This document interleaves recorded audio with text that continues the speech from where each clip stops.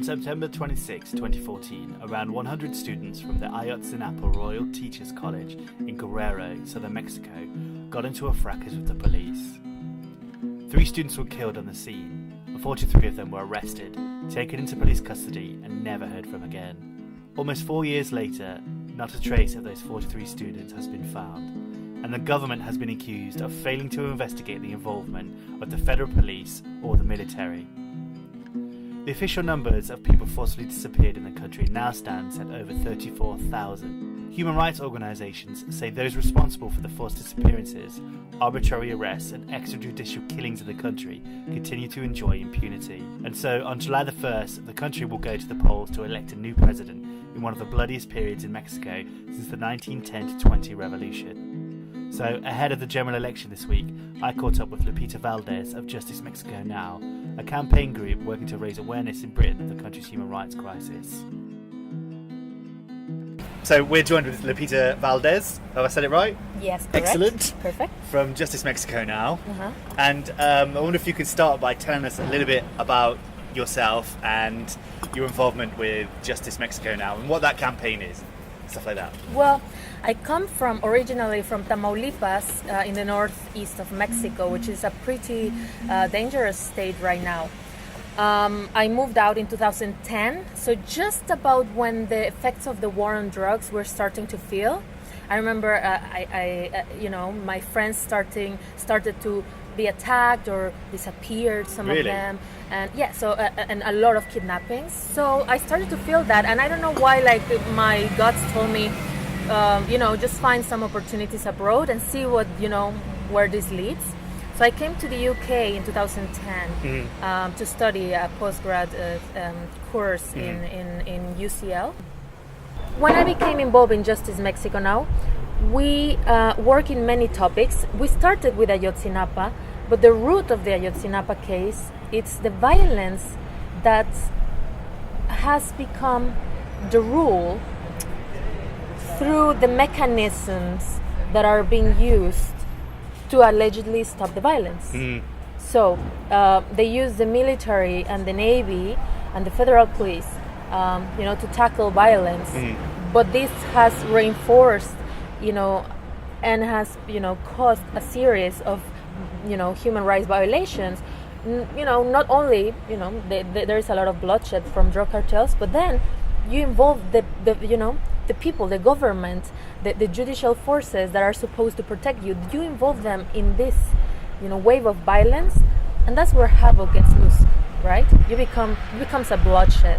The civilian population becomes trapped in the middle. And so that's what we do in Justice Mexico Now. We campaign against human rights violations on issues like forced disappearance, like the 43 students, extrajudicial killings, which happen a lot in Mexico, violence against activists, journalists, as you know, students and migrants. Migrants, they suffer a lot in Mexico. I mean, ironically, right? Because in the US, our migrants suffer a lot. Exactly, yeah. But in Mexico, oh my God, Central American Where migrants. are most migrants coming from into Mexico? From Salvador, Honduras, Nicaragua, Hondureños, lots of Hondureños. They come to Mexico, and then it's quite a difficult journey for them if they manage to make it. That's a big problem. In Mexico, is there a similar sort of rhetoric on migrants as there is in the US and in Britain? Migrants are here stealing our jobs, but at the same time are taking all the welfare. Actually no, not in the governmental level, but you can hear it from people, right? In the streets or in the towns, especially in the towns that are passageway of migrants. I'm from Tamaulipas, and we are marked by 2 big massacres. I mean, massive graves in Mexico are full of migrants, full of migrants. Just in Tamaulipas, we had 2 cases. One of a clandestine grave with 190 something bodies of migrants. Wow. And then the next year the year before, we had 78 or 75 bodies found in another clandestine grave in the same area. When were these found? that the first one was 2010, the second one 2011. But I mean, we have more than, since 2006 we have had more than 800 clandestine graves found in Mexico, which is, it's crazy, with more than 3,000 bodies. And I can, I don't have the cipher, but I can tell you a lot of these bodies are migrants. They get kidnapped by drug cartels, but they also get kidnapped by the police forces, and then, they get disappeared. They either pay a ransom, or they take, or they join the forces, the drug cartels, or they disappear. I want to ask you about the elections coming up and the violence around that. But before we do that, it'd be quite interesting to talk about the term disappeared. Like, I think it's an interesting term, because it like, what does it mean? What does it mean to you? What does it mean in Mexico, this term disappeared? Well, disappeared, right? That is the word we use when we fight for justice. But the government, what they try to use is the missing. No, you're a missing person. Yeah. But when you talk about forced disappearance, you're talking about an involvement of some sort of, some part of any governmental instance, whether judiciary, whether politician, whatever. So their involvement in a disappearance becomes forced disappearance, and then it becomes a whole different issue than if a drug cartel disappears you, or you become missing as well. But the problem is that we don't have a truthful record. We don't know, and even though there has been, there is testimony that a disappearance was done by the military, the government dismisses it and labels it as missing. So disappearance is just, for me, it equals eternal heartache, because you don't know where your loved one is. You don't know if they're dead or if they're alive. Hope dies at the very last, but that's not always a good thing. You're always in a stage of suffering. You can never actually mourn the disappeared, because just by principle you cannot acknowledge they're dead, because first you need some truth, you need justice, then you can mourn, and then you need reparation. It's just a limbo where thousands of families in Mexico are in this limbo of not knowing, and the government doesn't do anything. We work with some organizations that they are basically groups of families of the disappeared, and they buy shovels, they buy their instruments to look for bodies. They're looking for their loved ones, but in general they're just going out there because they say, I cannot sit here and not do anything. I need to find the bodies, because I know not only my loved one is there, but the loved one of the neighbor and the loved one of the other neighbor. And they do like varilla, which is like a long metal stick. They bury it underground, they take it out, and then they smell it to see if it smells like rotted. Wow. And they smell it, and they already know. They are trained in forensics. Now many families in Mexico, hundreds of them, they're trained in forensics, smelling and say, this smells like a rotten body.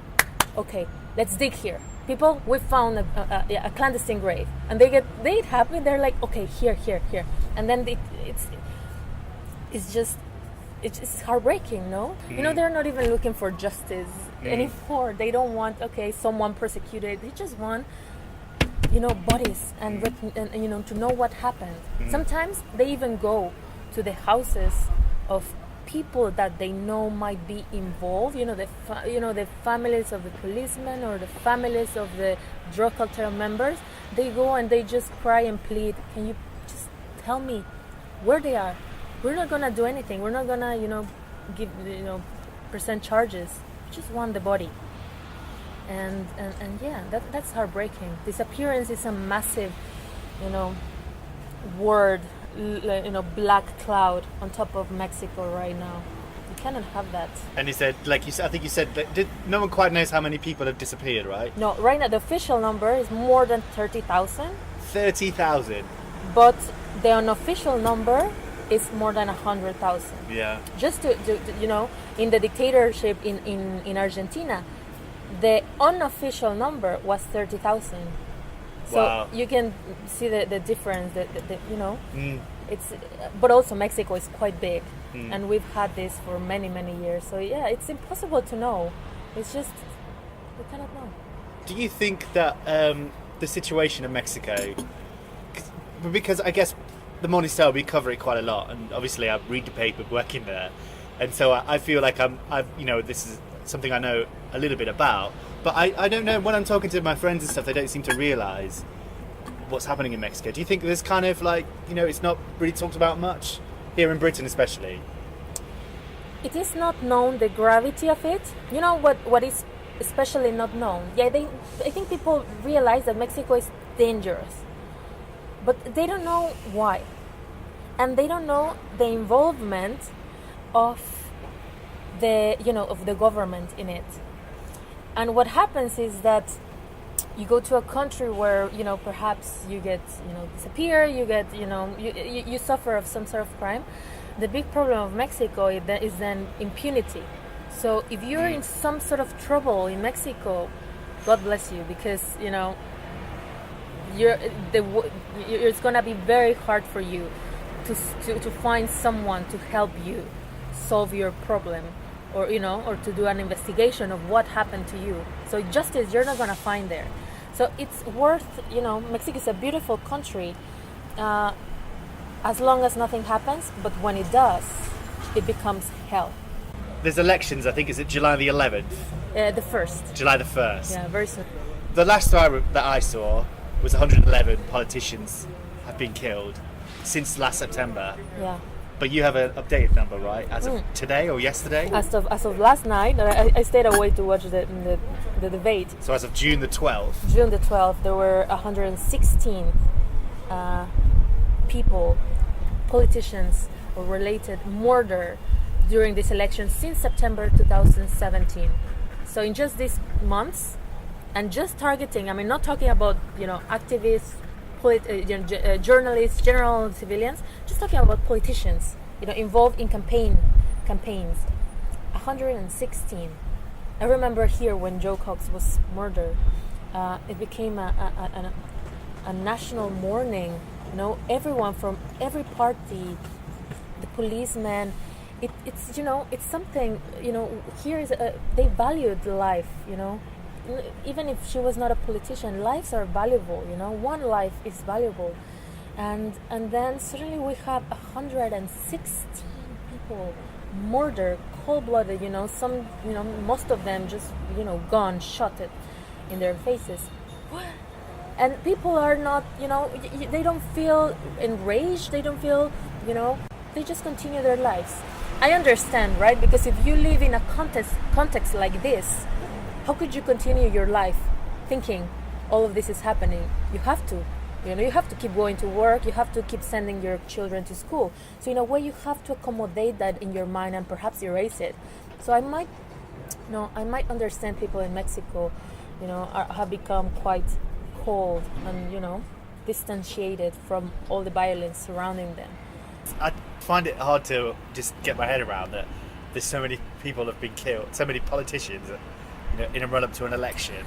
Yeah, it's been one of the most bloody elections in Mexico, especially because it's the biggest one. It's the one where the most positions are being contested. So a lot of government positions, our states have a governor. So a lot of governors are going to take place. Elections are going to take place soon. Of course, the presidency election, but also a lot of small senator, municipal, the deputies are taking place. So because this is, there are so high stakes, politically speaking, it means that there is also a lot of high stakes involving power. Like who gets to keep the power? Who is going to hold the power after the July the 1st, and who holds the power, holds the guns, holds the money, holds the control of the region. So it's basically, a war on control, on regional control. That's what it is. So the people that are getting killed, these politicians are getting killed, are there people that have particularly pointed out the violence, or is there any method to the reason why these people are being killed, or is it just random? Depends if they're. I mean, we have 116, so each person was murdered for different reasons. Some of them might have enemies on the drug cartels. Some of them might be especially strong in their discourse against the violence, which make them, of course, vulnerable to attacks. Some of them are winning, and then they're going to take the power from the current party. So then, of course, the adversaries are not happy about it, and they might be involved. But we cannot speculate. We don't know. I have no idea who pulled those triggers, but we know those triggers were pulled. These people are no longer alive, and there is no actually thorough investigations happening. It's crazy that there's no investigation. That's one of the main things, the main points, right? Is that there's just no investigation. Or sometimes investigation is open, but investigation is open, and that's it. And you get some speculation, but there is not actual forensic, thorough, So that it's very incomplete. And it's not because, it's very important to say this, it's not because of incompetence. The Mexico has, very good forensic, we have good technology. It's because of will. That's the biggest missing word, in Mexico. Will, political will. Generally in these cases, it's usually women that are the main victims of violence. So can you describe what's the situation like for women in Mexico at the moment? In sort of broad terms, if you can. Well, of course, violence has impacted a lot women. In terms of femicides, we have some states with a very great crisis of femicides. We have, for example, Estado de Mexico, which has a red alert. We have Chiapas. We have Quintana Roo, which is a very touristy place. We have a femicide crisis there. We have Veracruz. But also in Mexico City, which you would think that is one of the places that has been, a bit above, all this violence that's happening in the other regions in Mexico. In the capital, it has remained quite, encapsulated and protected in a way, but you still get. Gender violence in Mexico is widespread, and then it's also widespread the impunity that comes with it, people that don't believe that a murder took place because of, because you are a woman, just because it happened as a murder. No, they think it's just a general crime. But something that is very important that I would like to highlight is the role of the military, the Navy, and the police forces to feed this violence against women. Amnesty International last year gave a very nice report, a very thorough report on the violence inflicted from the police forces and the Navy military towards women, against women, and it's just astonishing. It's they said that they interviewed 100 women in jails, and they found that 72 of them reported sexual abuse in the prisons while they were detained. Wow! Oh Not my in God. the prisons, but while they were being detained. Right. 70 report sexual abuse, and 33 had been raped. Jesus. Actually raped.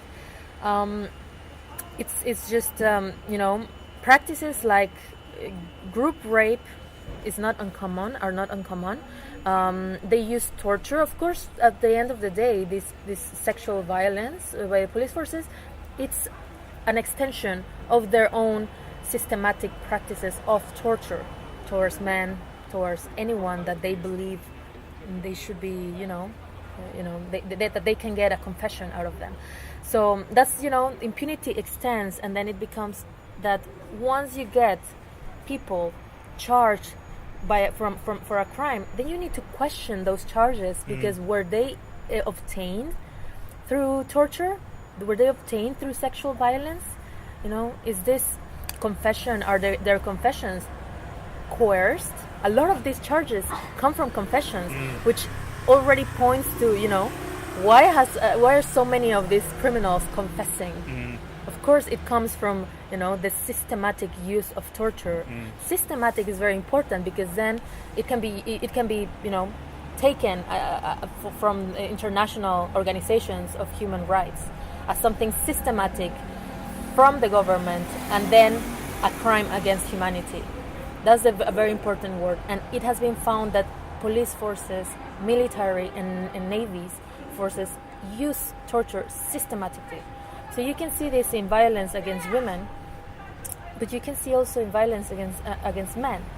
They use electric shock in genital areas. They use asphyxiation with plastic bags or with a pile of water, and they sometimes, many people report that they torture family members in front of them in order to obtain confessions. Wow. And once you confess, immediately you're taken in front of the media. They want to put your face in front of the cameras, saying, "Oh, this is the culprit, this is the criminal. We are doing our jobs. Look at us." And it becomes a circle of violence. That's where the authorities are actually part of it, rather than trying to solve it successfully. And then in Mexico we have this thing called arraigo, which basically they can grab you. It's a legal thing. It's constitutional. They can grab you and take you without any charge, without any investigation, nothing, for up to 80 days. The military or the police or both? Both. Wow. Both. They can keep you for up to 80 days without proving you've done anything bad, nothing. Just taking, like right now, you're in a coffee shop, you're taken, and legally you can be taken for up to 80 days. And God knows what happens to you during those 80 days. Usually, you are tortured. What do you make of what's happening in the US, especially Trump's attitude towards Mexican people and the border war, the Great Wall of Mexico, all these kind of things? What do you make of those? Oh my God, he's such a clown. He's such a clown. But it's a fun fact is that he's saying, we're gonna build a wall, but a wall is already there. Clinton built it. I don't remember if it's 60 or 70% of the border, but there is a wall already, and it was paid by the U.S. by the way. Because that's the thing. Trump wants Mexico to pay for this wall. To pay for it, yeah. But also, the parts where there is no wall are the parts that are so hard for migrants to cross. It's just, it's deserts, it's mountains, it's like, geographically, it's very hard for them. That's why actually they didn't build a wall there in the first place. I mean, of course, the original plan was to build a wall all over the border. But they couldn't, because in these parts it's almost impossible to build an actual wall. And even if they don't have wall, they have patrol, forces on the other side. So there is like a human wall already there. He's of course saying we need to pay it, but this is part of his demagogy. He's very macho stand. He's very, he says what he thinks, and he doesn't think very thoroughly things. So here he's saying, you're gonna pay, and of course Mexico politicians say we're not gonna pay. And then the actual important things are being buried in this clownery, in this, battle of clowns.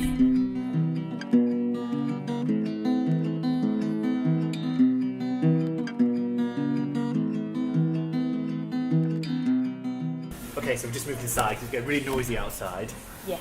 We were just in the middle of talking about the situation in Britain. So Britain's involvement with Mexico, and are they raising enough awareness of what's happening in Mexico, do you think? In terms of the government, we have had a lot of NGOs coming and meeting with the APPGs, which is the all-party parliamentary groups involved, from Labour to Conservatives to Liberal Democrats, a lot of politicians. And then we meet with them, and then the people from Mexico that are either families of disappeared or organizations, they present their cases.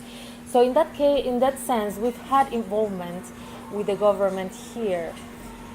However, I think the strongest push has come from certain MPs that have their hearts on topics like human rights, and from unions, which, for example, the National Union of Teachers was very involved, or has been very involved in the Ayotzinapa case, because the 43 disappeared students they were studying to become teachers.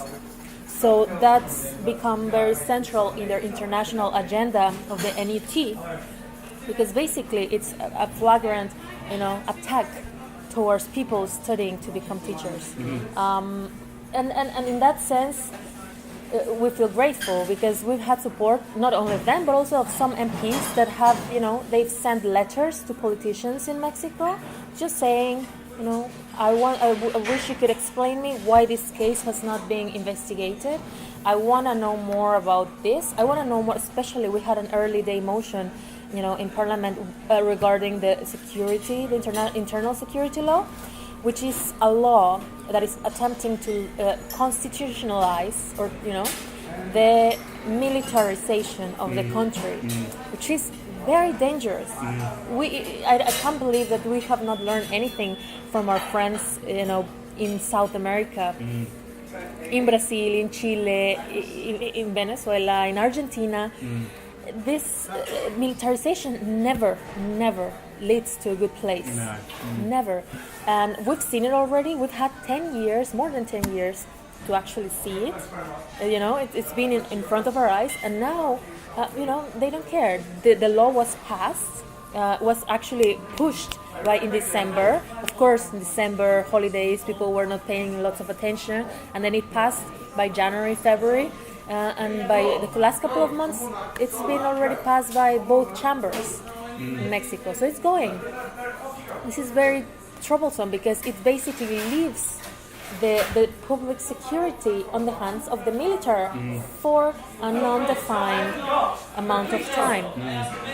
So it's going to be very hard. It's going to be very hard for future politicians or for the future president to demilitarize the country. Once you give, money, freedom, and all this kind of, even some kind of political leverage, which is the most dangerous thing, to give political leverage to the military. And you can see it slowly because of, the military members have slowly taken more and more part of, in the media, in reunions with the president, with the chambers.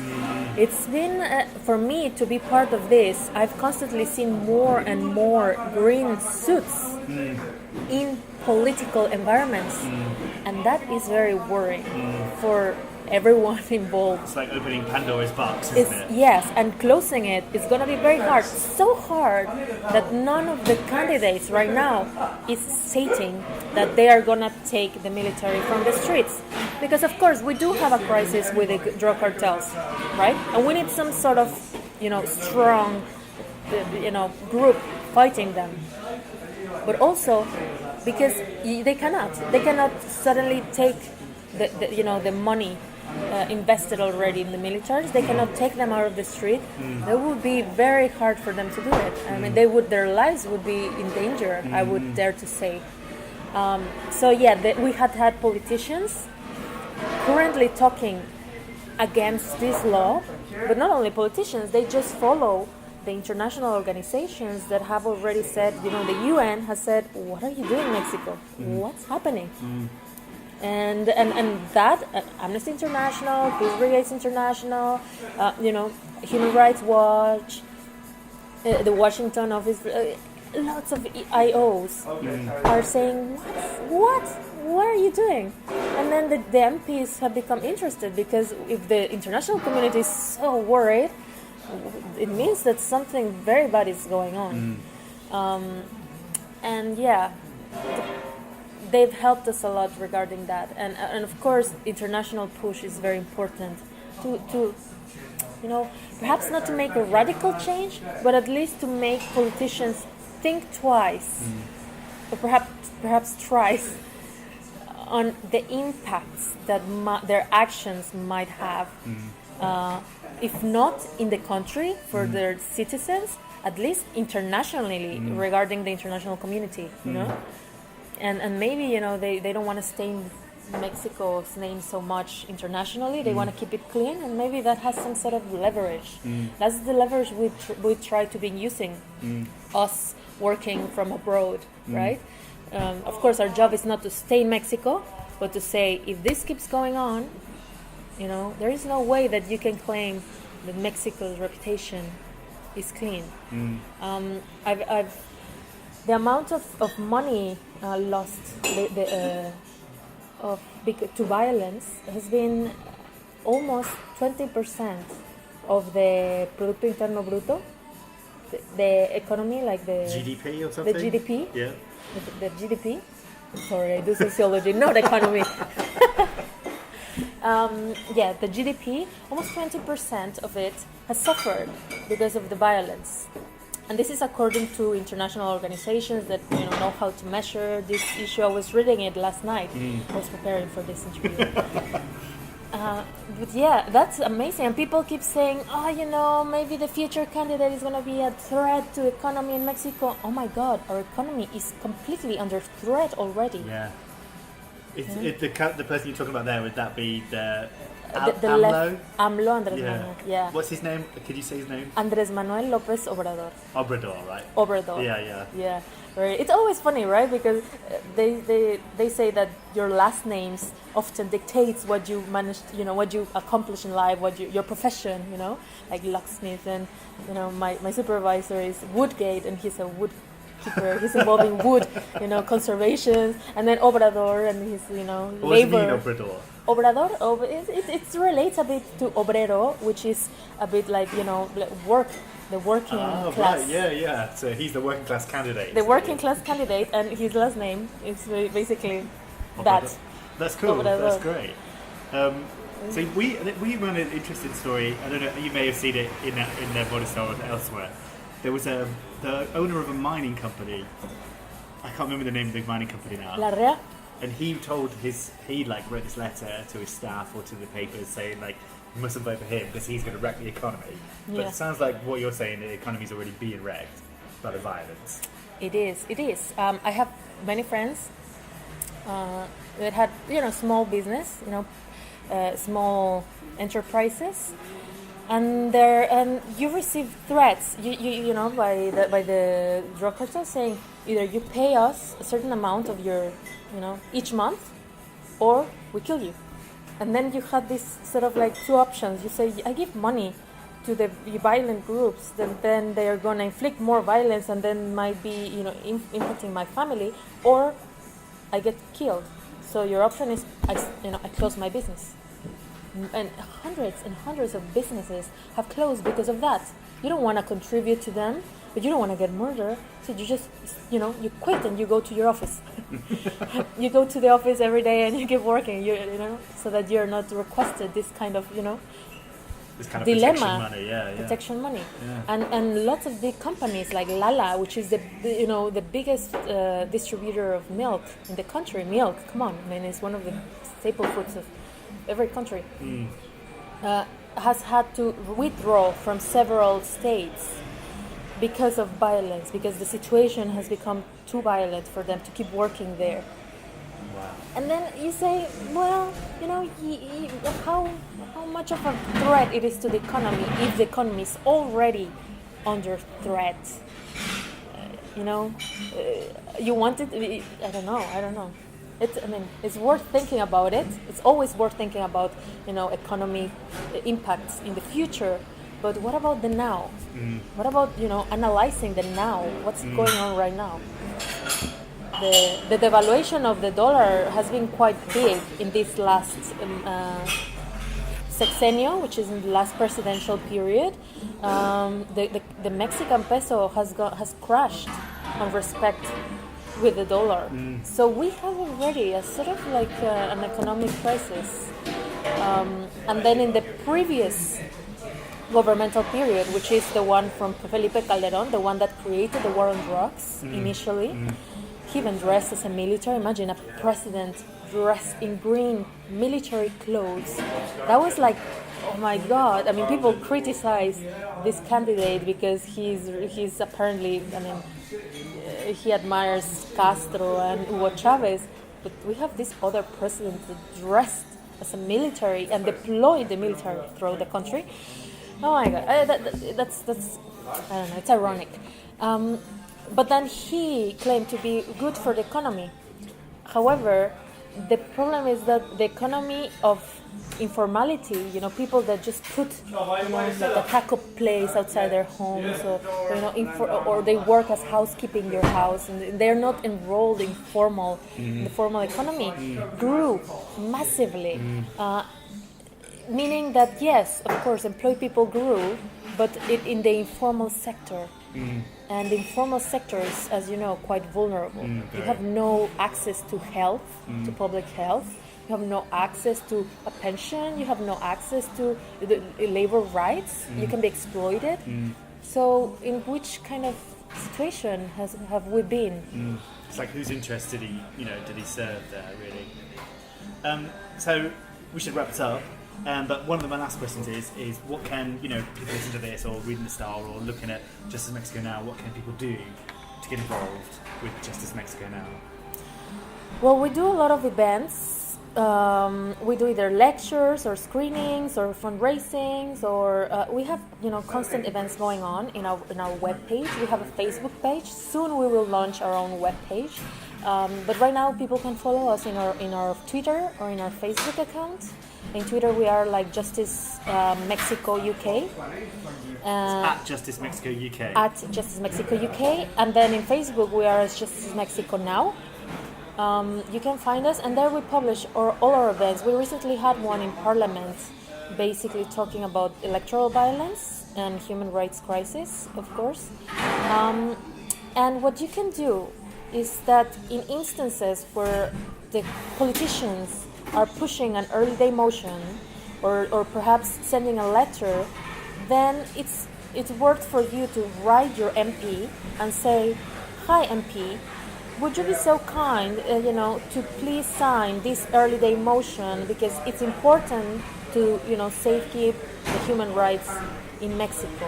I'm very interested in that. Could you please just adhere to that early day motion, or to sign that letter as well?"